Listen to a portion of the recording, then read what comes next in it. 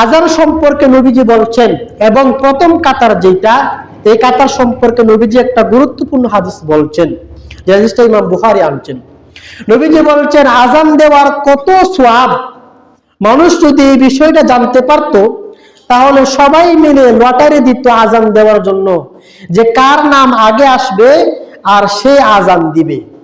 এবং এরপর নবীজি বলছেন প্রথম কাতারে সফুল মুকাদ্দম, প্রথম কাতারে দাঁড়ানোর সালাত পড়া যে কত সওয়াব, এই সওয়াব যদি মানুষ জানতো তাহলে সবাই মিলে লটারি দিত, এরপর প্রথম কাতারে বসতো।